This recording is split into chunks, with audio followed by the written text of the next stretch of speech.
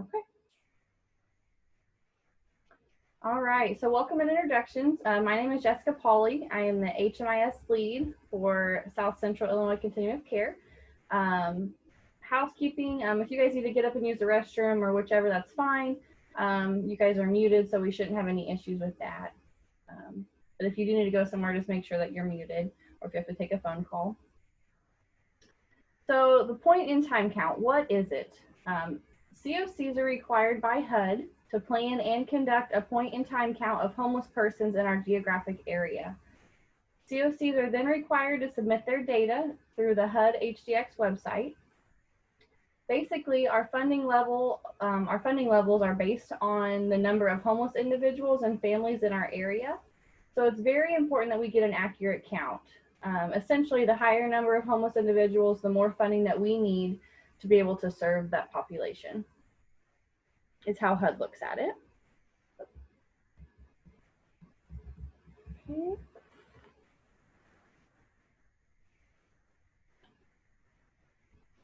All right, what do I do first? The first one, the first step that we take for the PIT count is to contact local agencies that have previously given vouchers to homeless individuals to let them know you'll be contacting them on the day of the PIT. So what that means is some agencies like churches or SSVF or those kind of organizations do provide hotel vouchers to individuals to stay for the night or for a week. So we ask that ahead of time that you would go ahead and contact those agencies that you know provide those vouchers, just to introduce yourself, let them know what the PIT is, and let them know that you'll be contacting them the week of the PIT. We also recommend that you contact your local law enforcement officials to let them know what you plan on doing and what day the PIT count is. And then finally, we ask that you review the PIT log for locations to visit during the PIT.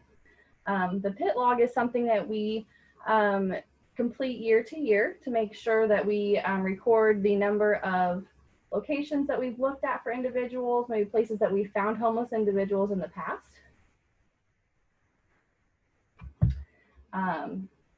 So those are the steps to do ahead of time. Some changes from last year. As everyone knows, COVID-19 has caused a lot of changes in the way that we have been doing things, and that is the same for the PIT count as well.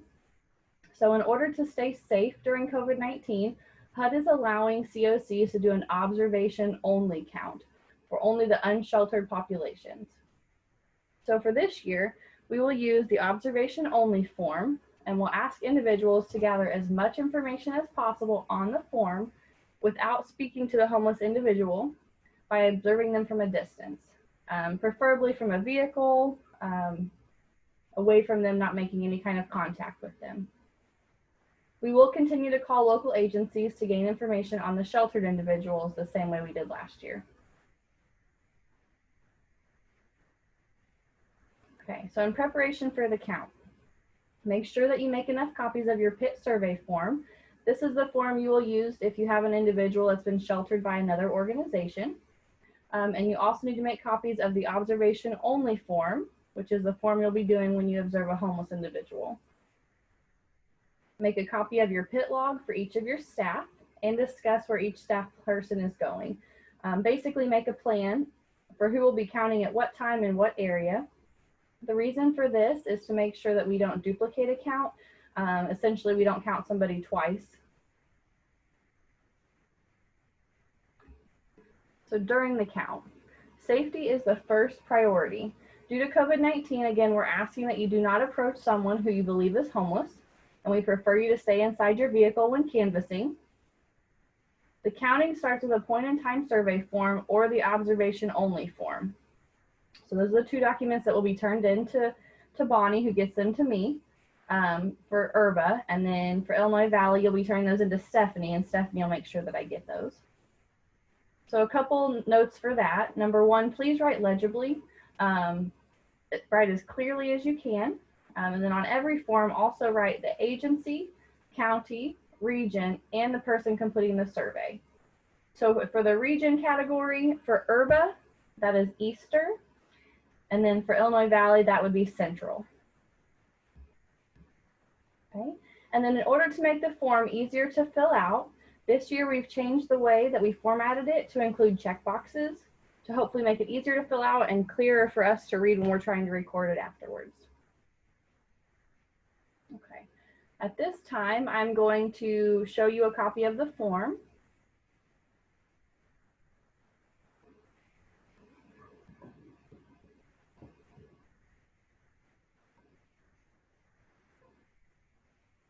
Okay, so this would be the form that is filled out for a sheltered individual.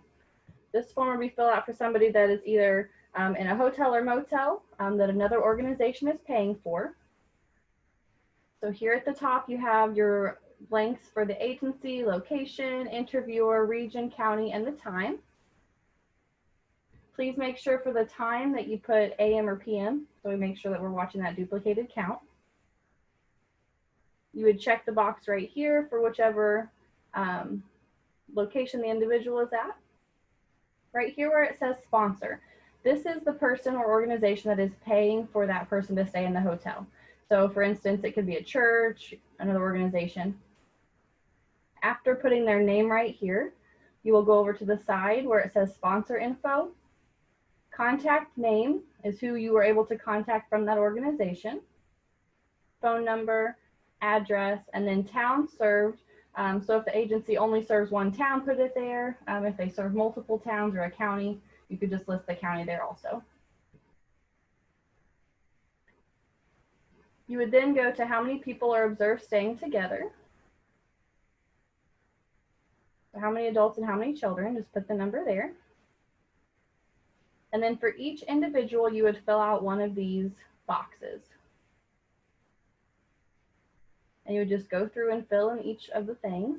Name, date of birth, best way to contact. This could be a phone number, an email address, a Facebook name, whichever way we can get a hold of them. Contact information, so it would be a phone number or the any other way to contact. For each of the boxes down here, we request that you only mark one item. For race, if there's more than one race, there is a box down here that says multiple.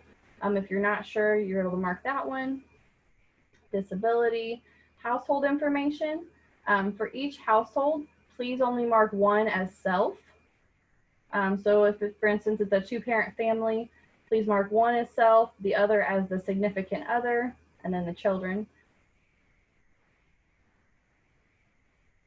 The chronic homeless, we will go over that in just a minute. There's a couple of DV questions down here. And then in the other notes section, this is on here just in case there's any other notes that you would like to give us on how to identify the individual. For instance, if it was somebody that, for instance, you saw outside in a tent, maybe the color of their tent or the location, just as detailed as we can get it to make sure we're not duplicating the count. Okay. I'm going to go ahead and share the PowerPoint again. And this just goes over the questions a little bit in detail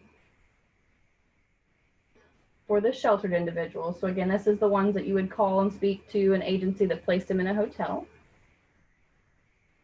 And just a reminder on that, it's extremely important if somebody is staying at a hotel motel paid by another agency that you collect this data, the name of the church or the agency, the address, the contact name and phone number, and the towns that they serve.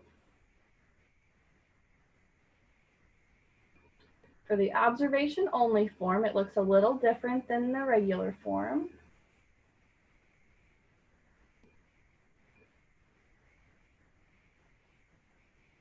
Okay, so this is the observation only form. This is the form that you would fill out if you were to drive around and see somebody that you believe is homeless.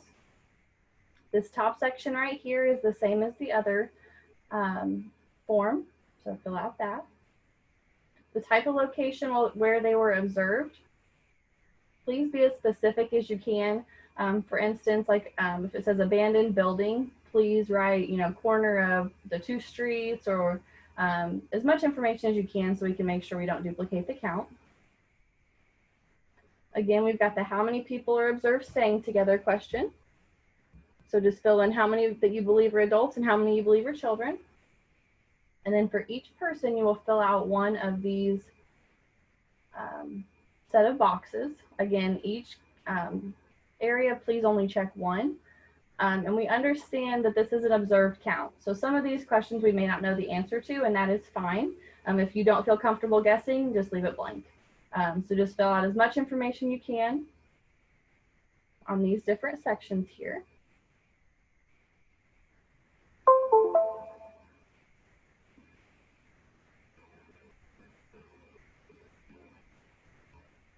Okay.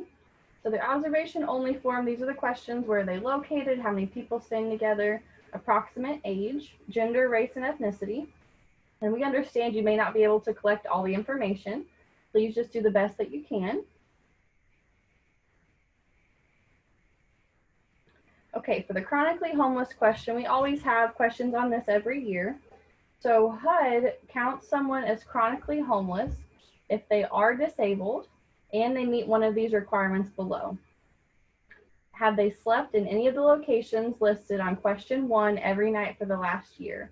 So when you are speaking to individuals who may be sheltered in a hotel, if they have been homeless every night for the past year, that would count as a chronically homeless if they were disabled.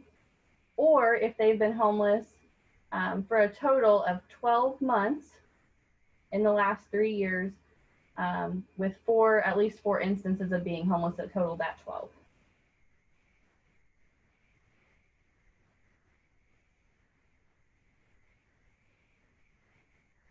The schedule of the count, we are planning to do our count on January 27th. Ideally, we would like to have coverage for the entire 24 hours. However, we understand scheduling restrictions and all of that. So for your agency, please just do the best you can. Please work together as an agency to get as much of your county counted, or much of your counties counted as you can during that time period. We suggest counting in 4-hour blocks. So for those who are canvassing, we suggest to set up the schedule in 4-hour blocks. We will also need individuals to contact the local churches or agencies to see if they have placed anyone in a hotel or motel for that time period. And it would also be helpful for the agency to make a schedule, of who will be canvassing when and in what areas, again, in order to spread out our resources as much as we can and also avoid duplication.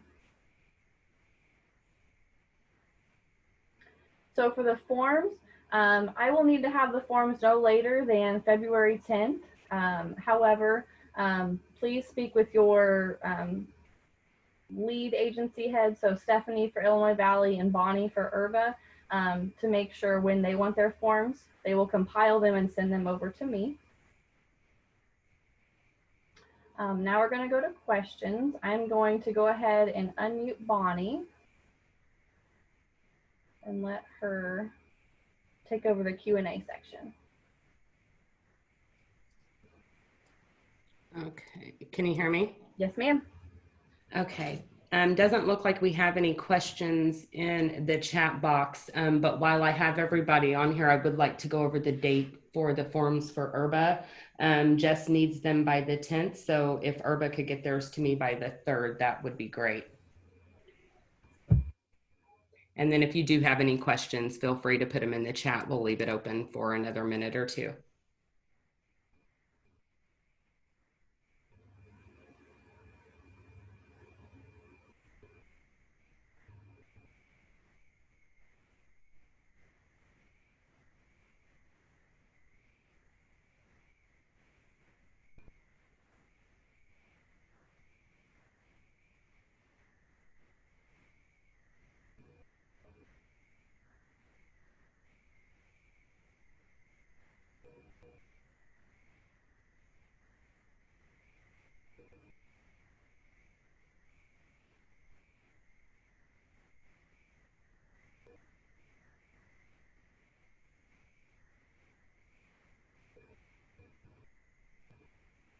Bonnie, I believe we've got a comment from Stephanie, and she's asking to have PowerPoints for the staff that were unable to make it. Absolutely.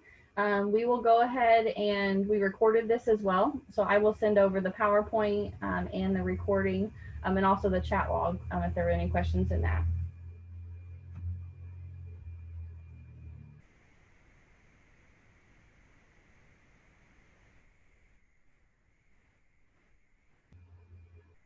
All right, well, if there are no other questions, we will go ahead and end a little bit early. If anybody does think of something in the next couple weeks, feel free to reach out to Bonnie or myself. Our contact information is on this slide. We will have these are our cell phone numbers. So if it's during the day of the count and you have a question, feel free to reach out to us. And also Stephanie and Bonnie both have our email addresses and can get those to you as well. All right. Thank you everyone for joining and have a great Friday.